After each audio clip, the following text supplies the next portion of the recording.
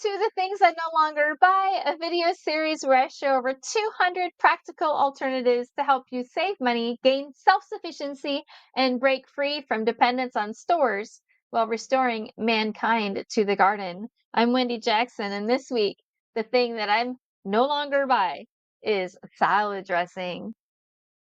Everybody thinks a salad is healthy. I know a lot of people that have said, you know what, I want to lose weight, get healthy. I'm just going to eat a bunch of salads, and they ended up with heart disease. And I've heard that multiple times. It's actually not a good thing. And you think, well, what would cause heart disease? Certainly it's not the lettuce, it's not the vegetables. So you guessed it, it's that salad dressing from the grocery store. And why is that?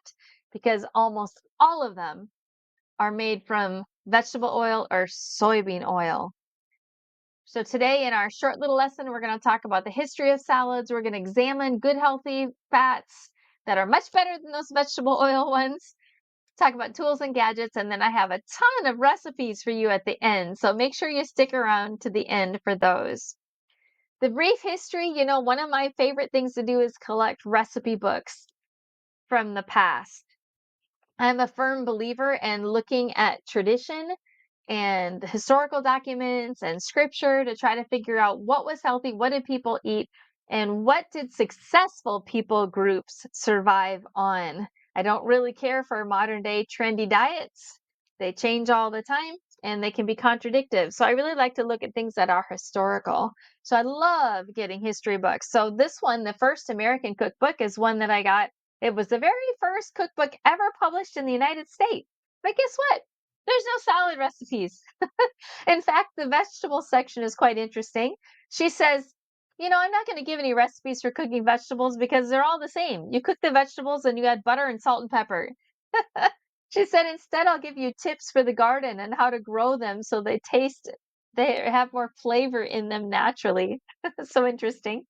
But then I have early American cookery and no salad recipes. So I really don't see salad recipes coming out until like the late 1800s. And so this is one of my favorite here, the Fanny Farmer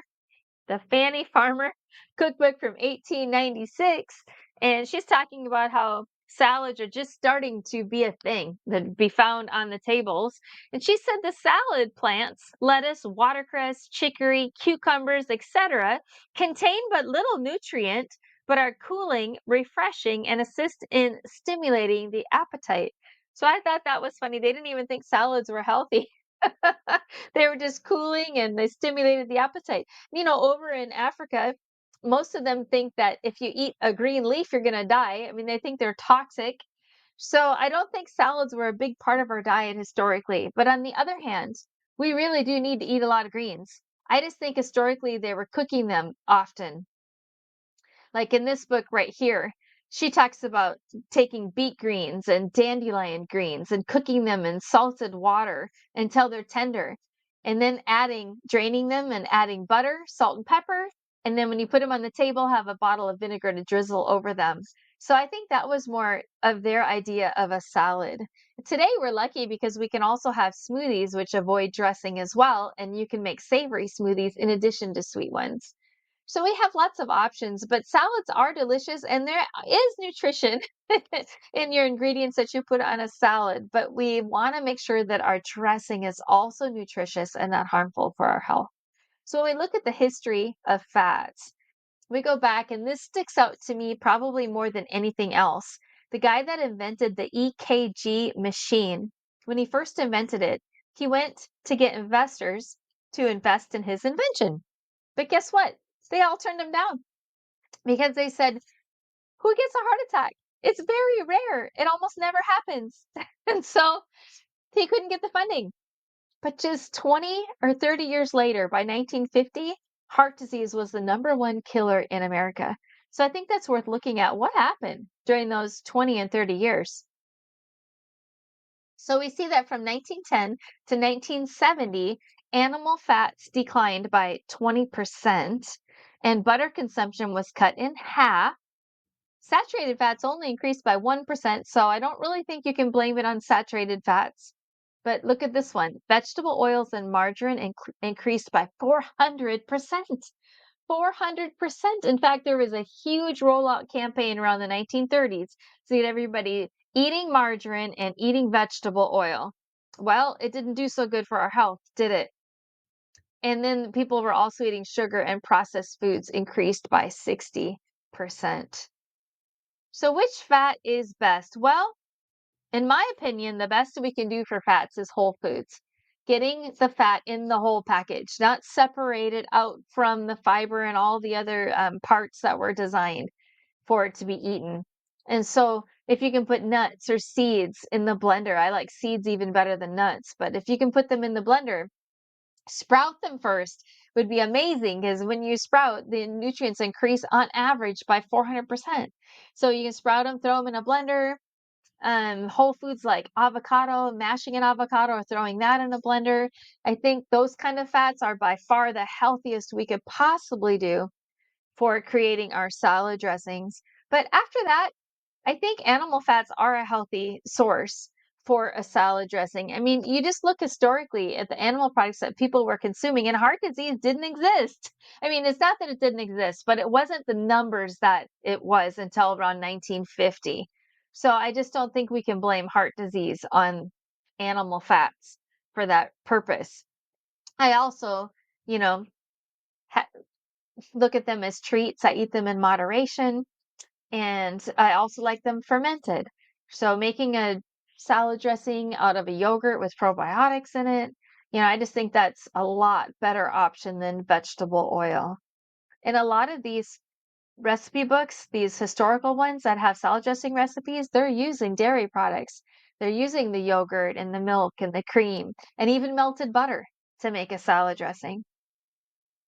I also really like saturated fats. So saturated fats, when you look at their composition, um, what it actually means is that all of the available carbon bonds are occupied by a hydrogen atom. They are highly stable because all the carbon atom linkages are filled or saturated with hydrogen. This means that they do not normally go rancid, even when heated or under cooking processes. I also look at how simple they are to extract. I'm going to show a video here for you in a second. At our training center, we had a red palm tree, and I could just touch the red palm kernels and the oil would ooze into my hand. I mean, that just says to me that this must have been designed for us to eat. Oh, no. Here we go. Okay, so this is red palm. You know how you get red palm kernel oil? Yeah, these are the actual like nuts, and I was just eating it. You can even see the oil right on my hands. Yeah. And when you eat it, it's very oily. Yeah, it is oily. It's very oily, and the oil is actually pressed from the seed. So we're going to try to bring an oil press here on the next trip so they can press their own oil. But if you go all the way up, you can see it. It's a palm. So Yeah. who would think that you would get fat from a palm tree? I know. Only our good God does that for us. Amen. It's also interesting too that it's really red palm oil has a bright red color, which is just an indication of antioxidants. But anyway, let's move on to gadgets. This is a dressing bottle that you can purchase, and all the way around the bottle it has different recipes, and you just put the ingredient up into the line, and then when it reaches that line, then you do the next ingredient up to the next line. This is a really good way to start if you haven't been making your salad dressings. Now, most of these recipes are going to be calling for some type of an oil, but you could choose an oil that is healthier, like olive oil or avocado oil, or something that is a little healthier choice than the soybean oil or the vegetable oil in the store. So that's a good place to start. You also can use like a blender cup. When I'm traveling, one of my favorite salad dressings is orange juice, tahini, and apple cider vinegar, which the recipe's at the end of this video. But, apple cider vinegar and tahini both don't have to be refrigerated. And if we're staying in a hotel, they almost always have orange juice, or I can keep oranges on me. And it just makes a really fast, simple salad dressing to make up, and then take that into the restaurant and put on your salad in the restaurant if you're traveling. Also some type of a blender, a stick blender, or even a good powerful blender, because some of these ingredients or the recipes that I have at the end use nuts and seeds or whole foods that are really going to need to be pulverized in order to make that recipe. This is an interesting gadget. It was only made between 1930 3 in 1935, so almost 100 years ago. And it's a mayonnaise maker, and they actually embossed the recipe for mayonnaise on the side of the jar. I found it at a thrift store for $10. All the components are stainless steel, and it really does work well. It has a plunger on the top that I can plunge and a little narrow opening to drizzle the oil in. And this is great because I can make mayonnaise with whatever oil I want. This one is actually a cashew mayonnaise, and it's just only adding a little bit of olive oil at the end. But I love this gadget. You can find it on eBay, but it's kind of expensive on eBay. I was lucky to find it at thrift store for next to nothing. So now let's get into our recipes, the thing you've been waiting for. So here's the tahini recipe that I talked about that I make when I'm traveling. You can just press pause if you want to write down any of these recipes. This is a simple, quick Mexican dressing, just thinning sour cream with salsa. You can't get faster or simpler for that. This is a boiled dressing. This is the ones that I find in a lot of my historical recipe books because they're actually taking cream or milk. In this case, I've used almond milk, and they're just thickening it on the stove to make a sauce. And it's actually very delicious. This one is using nuts or using seeds with sunflowers again. And if you're able to soak them, wow, this is a very healthy recipe for salad dressing that you can make. This one, sweet oriental dressing, this has dried apricots in it, which dried apricots are really good for you. And you can soak them in hot water and then you blend them with these other ingredients. No, I guess it has a half a cup of oil in there, but this is a very tasty one for oriental salads. Greek yogurt. So here we have another recipe that's incorporating yogurt, just a small amount of oil in the recipe. Caesar salad. This one is oil free. Miso is a fermented soybean paste. So I only promote soybean if it's sprouted or fermented. And so miso has been fermented, and you can get it at health food stores. Almond mayonnaise. This is making a mayonnaise with almonds. It does have a little bit of olive oil at the end, but this is very tasty. Really, really good. The agar agar instant clear gel, you may have to special order.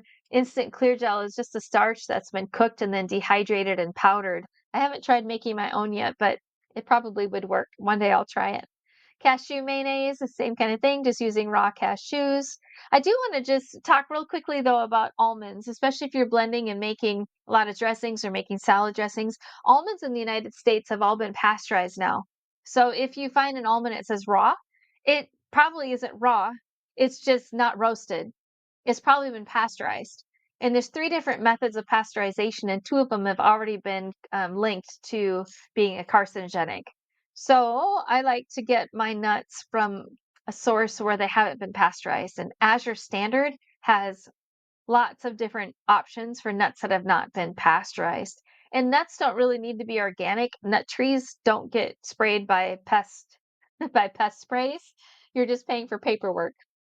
But anyway, that's just a few tips about nuts. The tahini mayonnaise is another option. Tahini is made from sesame seeds. It's like peanut butter. But it's only sesame seeds, just ground up into a nut butter. Sunflower sour cream. This is just a non-dairy option for a sour cream. And again, you can mix that with some salsa for another variation of salad dressing.